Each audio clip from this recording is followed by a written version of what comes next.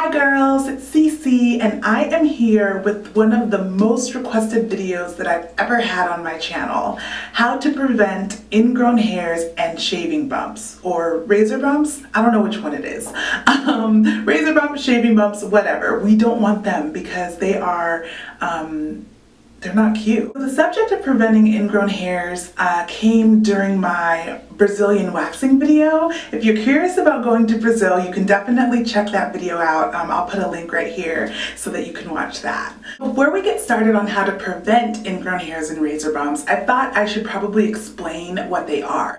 An ingrown hair is when the hair starts to grow out of your skin, and then instead of continuing to grow out like normal hair would, especially if you have curly hair, it'll curl back down into your skin and start to grow underneath the surface of your skin. So your body is kind of rejecting the hair because hair isn't supposed to be under your skin, it's supposed to come out.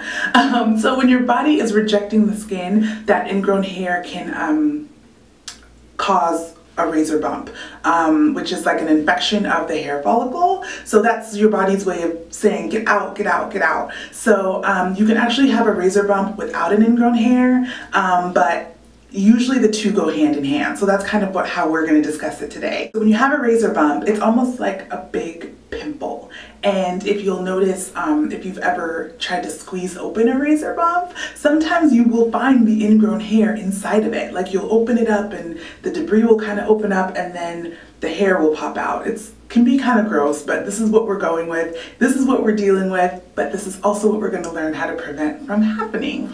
So let's jump right into the things that I do that keep my skin clear of these things. First of all, the way you remove your hair is really important. As you know, I like to wax under my arms and I wax my little CC, but sometimes in a pinch, I do have to shave. When I do have to shave, there's a few things that I do. Number one, I make sure that I use warm water. So oftentimes I will shave at the end of my shower. You want to make sure that any area that you're going to shave has been exposed to warm water. That makes your skin soft, that makes the hair soft, which can, when you shave it, keep it from being sharp and piercing the skin again.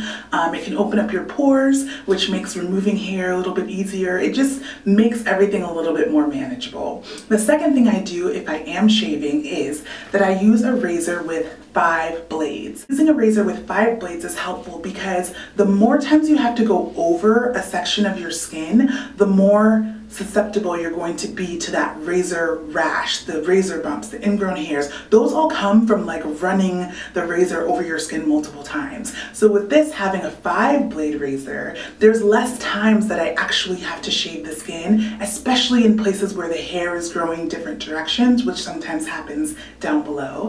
Having a 5-blade razor can make it easier to, in one pass, get rid of all the hair that you're trying to get rid of. So we're gonna pretend for a second that this is my little CC.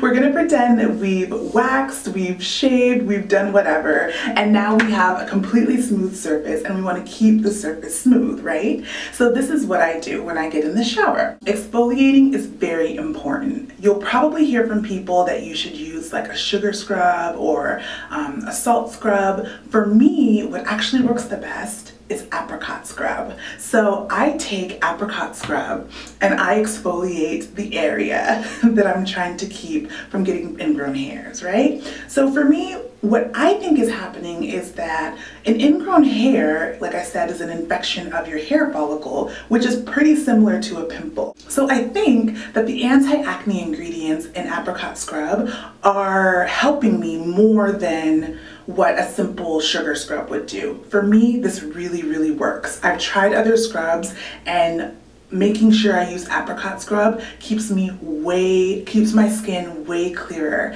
And I use this anywhere that I don't want an ingrown hair. I scrub my underarms, I scrub my little CC, anywhere. If you happen to get an ingrown hair on your tummy, anywhere, it doesn't really matter. After I've scrubbed any area that I don't want to have an ingrown hair and I've rinsed the hair, the next few steps are going to happen outside of the shower. So when I get out of the shower and I'm kind of drying off, there's 2 products that I use. The first one is called Tend Skin, And Ten Skin, it says it's the skincare solution for razor bumps, ingrown hairs, and razor burn. That's what we want. And it says it's for use after shaving, waxing, electrolysis, use on men's faces and necks, women's legs, underarms, and bikini lines. That's us. Okay, so I ordered the Ten Skin roll-on just because the application is a lot easier. So like I said, I've shaved, I've waxed, I've exfoliated. Now I'm out of the shower and I'm gonna apply some Ten Skin to the area. Again, you roll it right on, it's nice and clear. It does have like an alcohol smell, so depending on like how fresh my shave is, it might sting a little bit, but it goes away pretty quickly and I don't know, it works. Side note about Ten Skin, it has multiple uses. So some people use Ten Skin as a toner on their face. Some people use Ten Skin as a deodorant. I'm not brave enough to go out with just Ten Skin, but I've noticed that when I do use Ten Skin under my arms and then put on some deodorant, I feel like I am a little bit fresher at the end of the day than I might be if I just use deodorant. I mean, not like I'm gross or anything, but I don't know, it just feels in the summer like, you know when you're like sleepless or something and like you can feel like you need a little bit of extra, if you're in a position where you might want a little bit of extra help in the deodorant area, layering this under deodorant, I find that it kind of helps me stay a little bit fresher if I have a long day ahead. So that's a little side note for Ten Skin. It's always nice to have products that you can use for multiple things. I've probably had this roller ball for about 6 months. I like it because the roller is replaceable. So I actually have a big bottle of Ten Skin that I'll pour in to refill, and then I can take this when I travel or when I'm out and about. It's obviously smaller and again easier to apply. Okay, so I removed the hair properly, I've exfoliated in the shower, I've applied some Ten Skin, and then the last step in keeping me razor bump and ingrown hair free is moisturizing. I moisturize with coconut oil. I put coconut oil in an old bottle and I just spritz some on my little CC and I moisturize her with coconut oil. Specifically coconut oil. Please do not use baby oil. Baby oil will clog your pores, which will start us in the area of ingrowns, which we don't want. We want clean, fresh, moisturized pores and hair follicles, so please no baby oil. I think you can use olive oil, but I use coconut oil because that's what I like to use on the skin. So I rub in the coconut oil and that's it. That's how I keep my skin clear from ingrown hairs and razor bumps. Again, I do this anywhere where I have hair that I don't want to see a razor bump, and it works for me.